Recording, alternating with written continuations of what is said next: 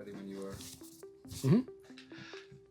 Hey, I'm David Henry Nobody Jr. I've been a New York performance artist and sculptor, social sculptor, like reality hacker, um, fucking with society, underground performance artist since the early '90s.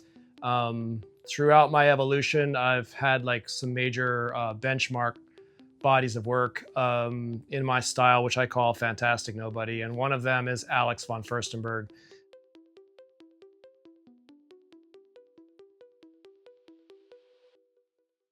So I grew up punk rock, and I never really believed in celebrities and stuff like that. But I was like, oh, I wonder if I start like stalking celebrities and trying to meet them and get photographed with them, posing as some kind of character, like if it would brainwash me and transform me into something else. And like always in my work, in the newer like resemblage pieces where I put stuff all over myself, I'm always like trying to transform myself and almost like morph to my surroundings in my work. I went out, started going out in 1999, like trying to get into celebrity parties, and I had no luck at first. And then one night, I went out and I was trying to meet Barry White at this like new club on Houston Street in New York City. And I had a $20 suit that I bought, and like my hair was like longer than it is now, and like kind of I looked like a sort of I was pretty cute, like a Kennedy looking type, like and so I could kind of pass for a blue blood, I suppose. So in my $20 suit, I was waiting outside of the club, and they were like, "Sir, can we help you? Or are you trying to go to the party?" And I just thought of this name that I remembered from high school, Von Furstenberg. And the Von Furstenbergs, like when I was a teenager, were like super cool rich kids that you could like never be that cool. Like if you weren't like super rich and super stylish, like the Von Furstenbergs were the coolest and you were not.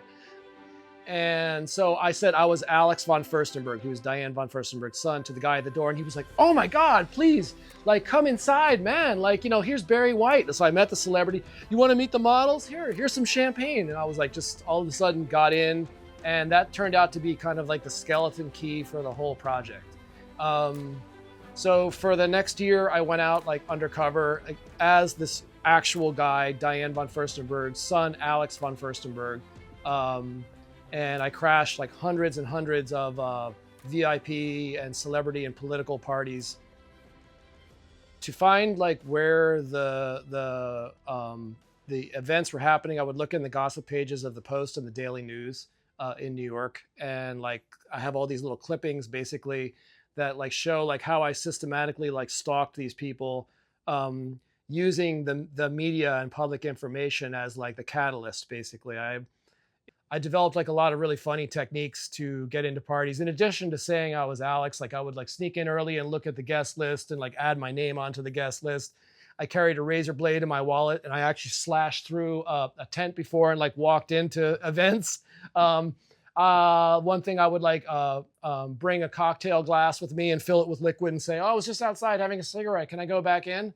That's actually how I got into the Clintons thing. As I said, I was Alex Von Furstenberg, but I had gone out for a cigarette, and my wife was inside, and they let me in, and I went through the scanner, and then I was like in, and like I got up on the cheap seats, and then I saw at intermission, like the Clintons stood up, and there were a few thousand people at the Ford Theater. That thing that I went to was a benefit for Hillary's 53rd birthday party, but they all stood up, and I could see people were meeting them down there. So I like hauled ass down there and like, like pushed, and I met them, and it was like freaky. It was like I remember like looking at Bill Clinton or in Hillary's face, and it was just like such a hallucination. Like all celebrities, like you see them like a million times, like stamped into your head, like like over and over again. And then when you see them in real life, you're like your brain like takes that psychological map and tries to morph it like to what you're seeing. You're like, "Ugh." It's like being on PCP for a second. The Clinton photo, you can see that my fingers are like up like around his neck, and the guy with the mustache like right behind the shot is actually like holding his pistol like under his shirt, like right at me, right behind me, because I pushed aggressively at that party to meet them. It was like a mosh pit.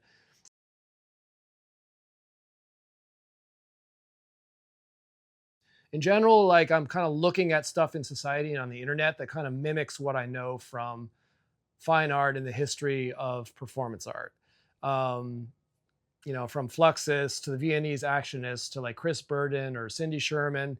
I'm looking at like how images affect our behavior and how we see ourselves more than looking at how an image sits on the wall and having it be mental. I'm interested in art that like jumps off the canvas into life. The apparatus of Alex was kind of like a ready-made that I saw that like, you know, fans followed these people around and like got their photos taken with them and would like hand the camera to strangers. I was like, oh, chance operations. That's right out of Duchamp and John Cage, like letting the audience basically create the artwork without them realizing it. So like the choice of being a celebrity stalker was like really rife with a lot of like layers to it. And not only that, like I grew up in a family like that was very funny and like really weird. My dad was like a brainiac. He drank a lot. So there was like a lot of pretending and charades in my family. So Von Furstenberg is kind of like looking at my family dynamic through like the weird American spectrum of public image, basically. Like in the photos, some of them like, and I think most people experience this also too. Like here's actually the signed photo of me as Alex with Hillary Clinton. She looks like she could be my mom, basically. And I kind of think that's like what celebrities are, is that there's like substitute family figures. Like you project yourself like into, it's like it's like your imaginary, like mediated, ideal, like weird dysfunctional family. A young gallery, Roebling Hall, offered me a solo show in Williamsburg, and they had a big like 1,500 square foot gallery on South 6th Street in Wythe in Williamsburg.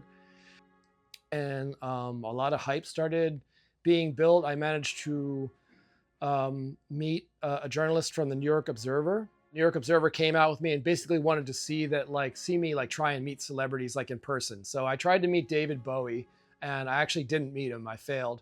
But the guy just wanted to make sure like I wasn't making it up, you know.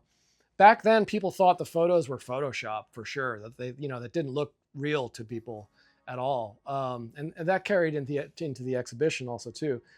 So he wrote what would turn out to be like a major front page article in the physical newspaper, the New York Observer, which came out a couple weeks before the solo show Alex Von Furstenberg opened at the gallery. And it just like created like a whirlwind of media. From there, I got contacted by ABC Television 2020 with John Stossel, and they came out and to the opening actually with all these camera people. So by the time we came to the opening, it just got really crazy. The opening happened, and actually a friend of mine was dating the celebrity Molly Shannon. And actually, she was actually there. There was a real celebrity at my opening. My friend Fritz actually married her, and they have kids and lived happily ever after. And here I am, like, still a weirdo artist after all these years. So it was like total chaos. Like my family came at the opening. There was like definitely 300-400 people there. It was pretty crowded. And at the time, I had a girlfriend who was a poet who actually kind of looked like a model almost, or like a celebrity. I mean, she had blonde hair and she was like pretty beautiful, Meredith. And we, as a joke, like I got a limo and I rolled up like in the suit at the opening. And then like, it was like afterwards that I really understood like what a hallucination machine Alex was or is that like people were like, so the camera crew were all plants. You set them up, right? And I was like, no, they're real. They're like, bullshit, man. I know you set that up. And the girl that was with you, that was an actor, right? I'm like, no, it's actually my girlfriend. So the Alex like kind of took me into this like weird, like delusional hallucination America, like the dark side. And I'm not saying it's all bad. It's just like the weird mythic fantasy that we live in. And also like Alex, like definitely very much like foreshadows like what I would become on social media much further down the road. Cause I didn't get on Instagram until 2014. And that's when I got really good at like cultivating press and being like a sort of conceptual entrepreneur with my work, which I still do in Web3, like super independent. And I'm like, I'm being recorded right now. I mean, I think like you have to know how to tell the story of your work. And like, I always wanted like my pieces to like not be, although like maybe the deeper ideas are for the philosophers, but I also want the work to be like accessible by anyone. It's okay just to laugh at it. You don't have to like get into the deep shit. I'll talk about it, because I think it's interesting. But so anyway, the opening was a success, and like some of the print editions were sold to prominent collectors like the McGrabies, who are like billionaires. They cornered the Warhol market like, a while back. They're still big players, so they own a full set of prints. But, here we are like 25 odd years later, basically. And I feel like Von Furstenberg needs to be on the blockchain, because it's such a renegade like work of art that like it never fit into the art world proper, basically. To bring it to the blockchain to me is like, it's to make permanent like this body of work that's so hilarious and like and bizarre and entertaining, that I want to really make sure it gets time capsuled.